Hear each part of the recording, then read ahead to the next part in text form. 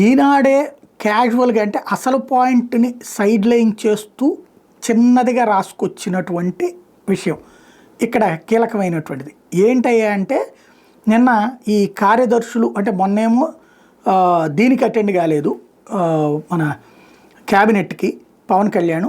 అదే సందర్భంలో తాజాగా వచ్చేటప్పటికి ఈ కార్యక్రమాలకి అంటే నిన్న కార్యదర్శులు మంత్రులు ఒక్కొక్క మంత్రి ఆ శాఖ కార్యదర్శులతో చంద్రబాబు రివ్యూ దానికి ఆయన అటెండ్ కాలేదు. ఈ సందర్భాన్ని పురస్కరించుకుని ఈనాడు ఒక కథను రాసింది. ఆ చివరి వార్తల్లో లోపలగా ఉప ముఖ్యమంత్రి పవన్కి తీవ్రమైన నడుము నొప్పి అని. రాష్ట్ర సచివాలయంలో మంత్రులు కార్యదర్శులతో ముఖ్యమంత్రి చంద్రబాబు మంగళవారం నిర్వహించిన సమావేశానికి ఉప ముఖ్యమంత్రి పవన్ కళ్యాణ్ హాజరు కాలేదు.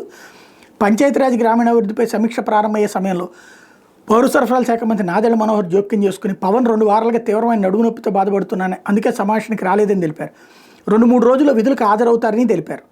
ఇంతవరకు నార్మల్. దానికి సీఎం స్పందిస్తూ ఆయనతో మాట్లాడేందుకు ప్రయత్నించానని దొరకలేదని ఇప్పుడు ఎలా ఉన్నారని అడిగారు. ఇప్పుడు కాస్త పర్వాలేదని మనోహర్ చెప్పారు.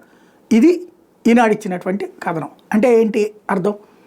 ఒకటి మధ్యన ఏదో సినిమా ఉంటుంది రామ్ సినిమా, దాంట్లో రామ్దో లేకపోతే ప్రభాస్తో ఏదో సినిమా ఉంటుంది, ప్రభాస్దే అనుకుంటా.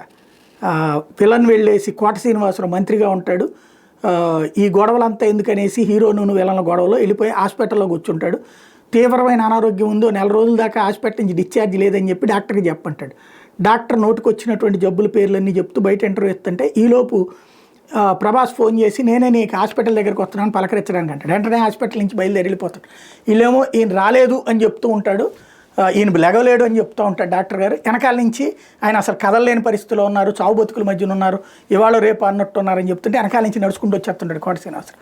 ఇప్పుడు అట్లాగే ఓ పక్కన పేపర్లోనేమో తీవ్రమైనటువంటి అనారోగ్యం, నడువు నొప్పి, వైరల్ ఫీవర్ అని ఓ పక్కన చెప్పడం పేపర్లో వార్తలు ప్లస్ స్వయంగా నాదెళ్ల మనోహర్ చెప్తే, కరెక్ట్గా నిన్ననే ఆయన ఈ ఇతర 4 రోజుల పాటు రాష్ట్రాలకి టూర్లు, దక్షిణాది రాష్ట్రాలు అక్కడ గొళ్ళకి వెళ్తున్నారు. అంటే కంప్లీట్ డిఫరెంట్ ప్రాస్పెక్ట్ అనమాట. అంటే సంథింగ్ ఏదో జరుగుతోంది. అది ఏంటి అనేది తేలాలి.